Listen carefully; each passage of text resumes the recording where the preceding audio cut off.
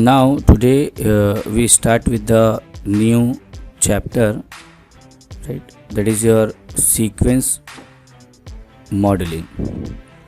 Now what happened in this case, right?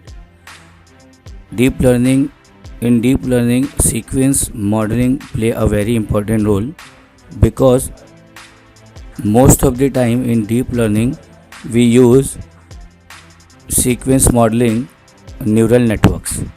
The sequence modeling neural networks are called as RNN, recurrent neural network. For doing a sequence modeling, right, a special type of networks are used, that is your RNN. Why it is called as sequence modeling? First of all, we understand why it is called as sequence modeling. So what happen? There are many situations. Just example, I have a statement, how are you? So now what happened in this case, when we give this statement to the neural network model, right? So this is my first input, ये second input है, this is my x1, ये x2 है, this is x3 and then x4. So these are the four inputs. But what happened in this case कि यहाँ पे all the inputs are depend on each other. अगर suppose neural network को मैंने दिया how, right? तो this is not a complete statement, right? The output of this this how मतलब x1 is your y1, फिर इसका output रहेगा y2, right? Then u y3 and question mark y4. So these are the four outputs. That means to calculate the final output, we require the sequence of this statement. यानी ये जो how है ये store होगा y1 में, तो we have to store it. कहीं ना कहीं इसको क्या करेंगे हम लोग, स्टोर कर लेंगे. r y2 में है तो अगेन इसको स्टोर करेंगे. तो when we predict the answer, यानी मॉडल जब प्रिडिक्ट करेगा आंसर, राइट, तो y1, y2, y3 and y4 वो चारों यूज़ करके क्या करेगा, it will predict the answer. तो when we have a long sequence, right, और the output of the sequence is depend on, बोलते ना, ईच वर्ड, तो हम लोग को यूज़ करना पड़ेगा sequence modelling. Sequence of data अगर है बहुत सारा, राइट, और ऐसा डेटा है कि all the inputs are depend on each other, तो देयरफॉर, राइट, हम लोग को क्या यूज़ करना पड़ेगा, सीक्वेंस मॉडलिंग. तो यहाँ पे क्या होता है, the sequence of data is store somewhere. मतलब यहाँ पे हम लोग को चाहिए memory. Without memory we are not able to store the data. हम लोग को यहाँ पे मेमोरी यूज़ करना पड़ेगा. y1, y2 कहीं स्टोर करना पड़ेगा.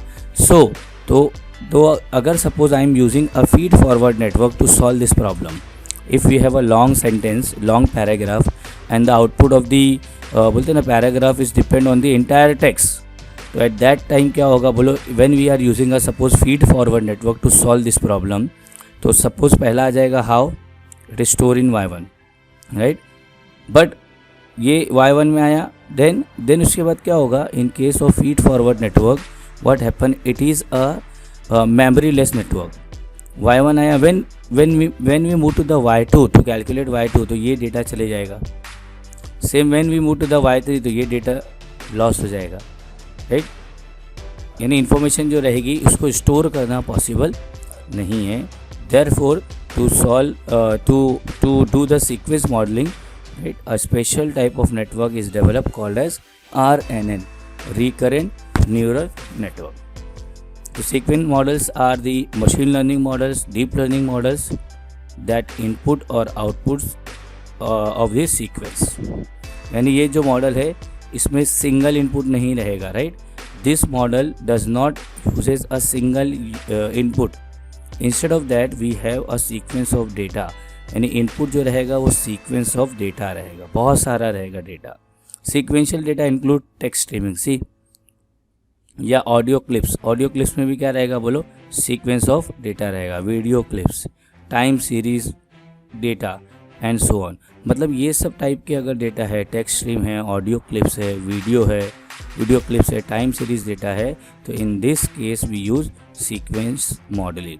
This is called as sequential data. यानी टेक्स्ट स्ट्रीम में हम लोग क्या रहेगा बोलो, the collection of text, sequential data. Audio में कलेक्शन ऑफ ऑडियो क्लिप्स, तो क्या होगा, सीक्वेंशियल डेटा। एंड वीडियो में भी सेम रहेगा। तो therefore this type of data is called as sequential data, and sequential data के लिए जो डेवलप किया गया है is called as sequence modelling. तो now the sequence modelling uses a network called as recurrent neural network. It is a popular algorithm or a network used in sequence model. यानी ये सब प्रॉब्लम को solve करना है, predict करना है, output उसका गेस करना है, तो हम लोग को special type of network is develop called as RNN, recurrent neural network. The recurrent neural network is बोलते हैं ना memory, in memory network. In memory मतलब this network has the concept of memory in it. Now next we start with the RNN. RNN, recurrent neural network, are the type of network where the output of the previous step are fed as an input to the current step. This is the biggest advantage of the RNN.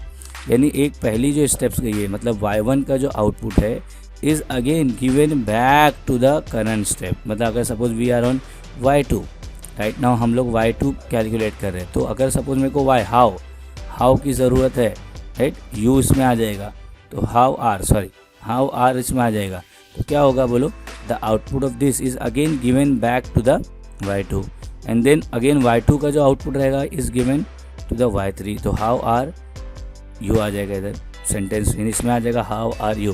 फिर again y3 का output is given to the y4, इसमें आ जाएगा how, ये तो पीछे से आया है हाउ आर यू, और ये y4 का है क्वेश्चन मार्क। तो इन दिस केस क्या होगा, right, the data is store.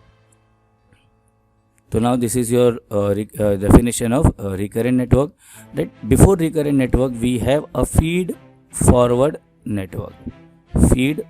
Network. तो ये क्या है, राइट, इसमें क्या होता है, in this case the information is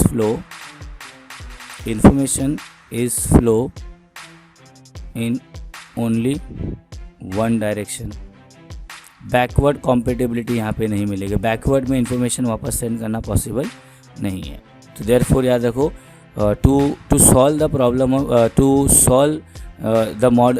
problem of sequential data, right, ये फीड फॉरवर्ड न्यूरल नेटवर्क्स जो है हम लोग यूज़ नहीं कर सकते। इसके लिए क्या है बोलो, recurrent network. In traditional neural network all the inputs and the output are independent. देखो फीड फॉरवर्ड में क्या होता है, every input is independent from the output, but what happen in this case, sequence modelling में क्या होगा, the inputs are बोलते ना depend on the previous input. यानी जो इनपुट है राइट, वो दूसरे इनपुट के ऊपर डिपेंड है, राइट। हाउ अगर इंडिपेंडेंट हो जाए, हाउ आर इंडिपेंडेंट हो जाए यू, तो क्या होगा बोलो, this is not a complete sentence. ये कंप्लीट सेंटेंस नहीं है, right. To make a complete sentence, the inputs are depend on the previous input. Previous word दिख रहा है यहाँ पे लिखा है, are required and hence there is a need to remember the previous word. ये पहले का जो डेटा है उससे, right, we have to remember it, तभी तो सीक्वेंस को क्या कर पाएंगे हम लोग, प्रेडिक्ट करेंगे। तो therefore FFN feed forward network use नहीं होगा, तो RNN came into the existence, we solve the issue with the help of hidden layer. Hidden layer याद रखो, the main and the most important feature of RNN is the hidden state. यानी जो store होगा ना वो, right, whatever the storing process is done, it is in hidden state. तो now this is all about the recurrent neural network. Now this is your basic RNN network, right? इसमें input layer है, these are the input nodes, hidden layer is there, hidden nodes are there, and the output layer. So as we can see here, the output of the output layer is again given back to the hidden layer, right? यहाँ पे दिख रहा है वापस से किसको मिल रहा है, वो hidden layer। तो यानी इसमें क्या होगा, जो इन्फॉर्मेशन है वो एक ही डायरेक्शन में फ्लो नहीं होगी, the information flow in backward direction also. यानी फॉरवर्ड डायरेक्शन में, इसके लिए नाम उसका रखा है फीड फॉरवर्ड, यानी वो फीड करेगा नेटवर्क नोड के अंदर और फॉरवर्ड कर देगा प्रोसेस करके आगे। But this is your RNN, but यहाँ पे ऐसा नहीं है। यहाँ पे जो भी आउटपुट है, जैसे सपोज दिस इज Y1, ये Y2 है, तो it is again given back to the hidden layer. वापस से प्रिडिक्ट करेगा हाउ के बाद R के बाद U, तो क्या होगा बोलो, आंसर इधर आ जाएगा हाउ R U, तो उसका आंसर प्रिडिक्ट करेगा फिर। समझा? तो now this is basically the diagram of recurrent neural network. See, this is the basic difference between recurrent neural network and the feed forward network. In recurrent neural network, the output is again given back to the node. या hidden node है तो hidden को देगा, या अगर hidden nodes are not there तो output जो रहेगा it is again given back to the same node. But what happen in case of feed forward networks, एक ही डायरेक्शन में क्या हो रहा है, इंफॉर्मेशन फ्लो, यानी ये जो Y1 आउटपुट है it is not again given back to the node, या हिडन नोड को या सेम नोड को वापस से देना पॉसिबल नहीं है। Why? Because it is a memoryless network. ये एक मेमोरी लेस नेटवर्क है, इसमें मेमोरी का कंसेप्ट नहीं है।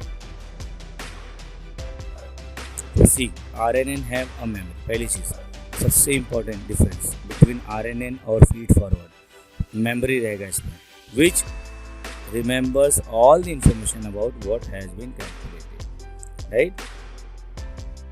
इससे पहले यानी सोचो, यानी पहले जो भी कैलकुलेटेड है आंसर्स आर देयर, वो क्या हो गया बोलो, वो याद रखेगा, मतलब उसको स्टोर करे। It uses the same parameter for each input, मतलब the processing of the RNN, all the things, right, जो calculations are there, whatever the calculations are there, processing is there, right, जो फीड फॉरवर्ड में थी वो same तुमको RNN में मिलेगी। The only difference is that it uses the concept of memory to store the outputs. The parameters for each input as it performs the same task on all the inputs or hidden layers to produce the output. वही same है. First we will calculate the Y-in, right? To calculate the output, we apply the activation. यानी सारे parameters, right? Everything is same. तो इसके लिए याद रखो recurrent neural networks are used. यहाँ पे हम लोग को मेमोरी नेटवर्क चाहिए, हम लोग को क्या यूज़ करना पड़ेगा, रिकरेंट न्यूरल नेटवर्क।